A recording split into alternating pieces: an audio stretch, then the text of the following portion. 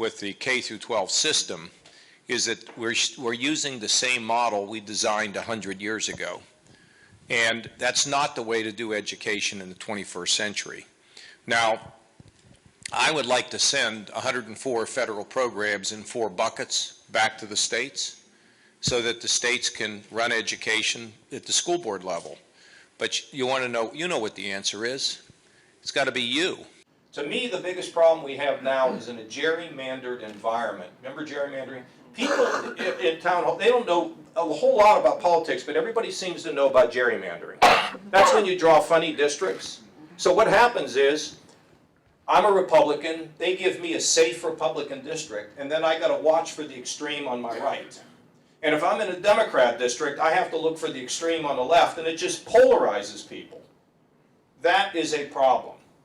Campaign finance laws, I'm going to tell you right now, you think I like billionaires being able to determine who becomes president?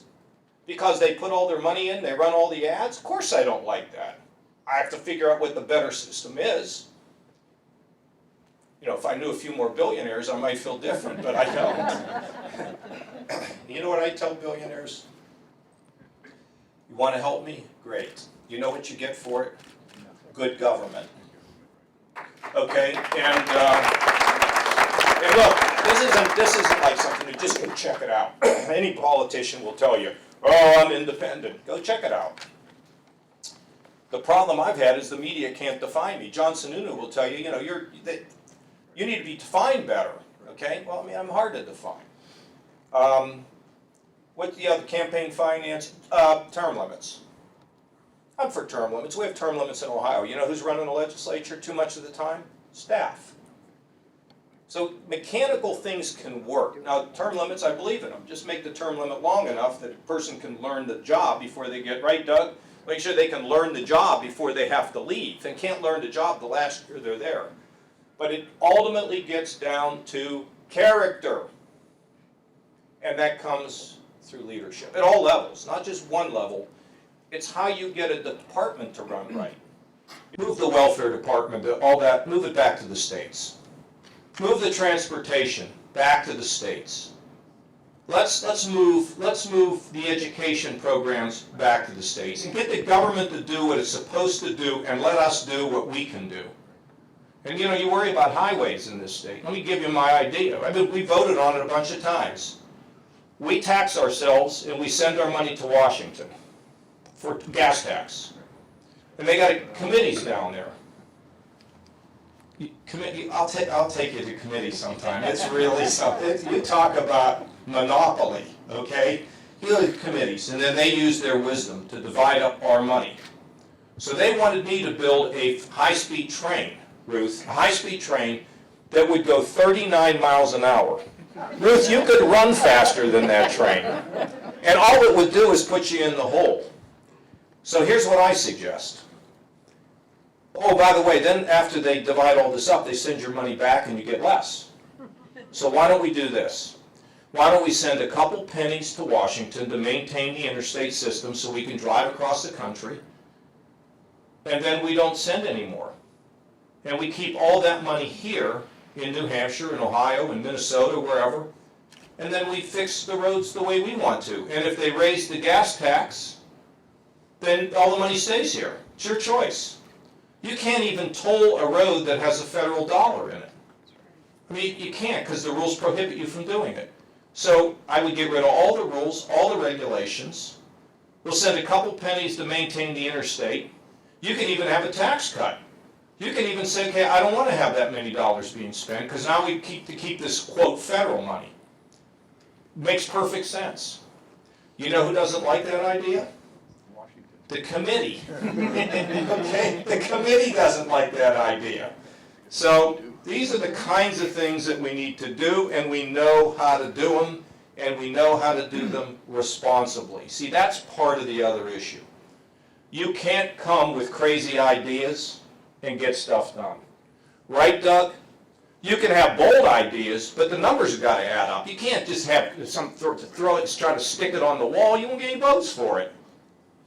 They talk about a flat tax here now, okay? I'd love to have a flat. We're starting all over. How many of you think? Well, you do it over time, and you do it three ways. One is you kill unnecessary regulations that get in the way and strangle small businesses' ability to function.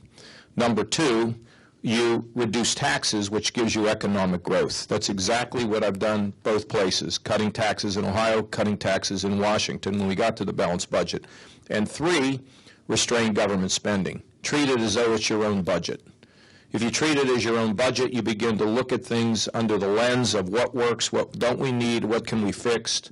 And those three processes are what get you to a balanced budget. So in Ohio, I went from $8 billion in the hole, 20% of our general revenue fund, to now a $2 billion surplus with taxes, with reforming government. The same was true in Washington. So I have a plan now to get us back there again by restraining regulations, by restraining the growth of government, and by cutting taxes, all of which gets us to a balanced budget. But as we approach the balanced budget, we're going to have the job creation that we all want. So one thing feeds off of another, and it has to be a rational plan that can be accomplished. So I've done it before, and I know I can do it again. We have to get it through the Congress, and the President, that's glad I went back to you. The President I would propose that, and it would be up to the Congress to vote on it. And then we would work on it because most of the states would like it. But there's a few states that wouldn't because they get money from New Hampshire to go to their state and you get less. So we may have to think about, okay, do we wean them off the program? Because what we know is that if the states can control these dollars with fewer regulations and the states can determine their priorities, that's what's going to make these dollars stretch and go longer. So we have to change that law, and I would be willing to fight for that. And I think you could win that over time. You'll have to do some compromises along the way, but you could probably get it done. And then you could have better roads. Okay, thank you.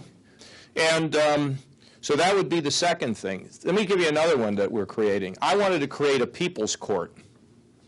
And somebody told me that Judge Wapner had already taken that, okay? But let me tell you what we are creating. I would propose an independent group of people where if there's a federal regulation that you, sir, that you find is ridiculous, that you have a group that you can go to who interface with the regulatory creators to fight for you and get those regulations changed. Yep, and no regulation over $100 million should be put into effect unless Congress votes on it. And then you got to go back and start looking at stuff. So stop the flood, okay, get somebody to stick up for you, and begin to reverse a lot of these rules and regulations. That's what you have to do. And it's not easy, but can be done. Yes, sir.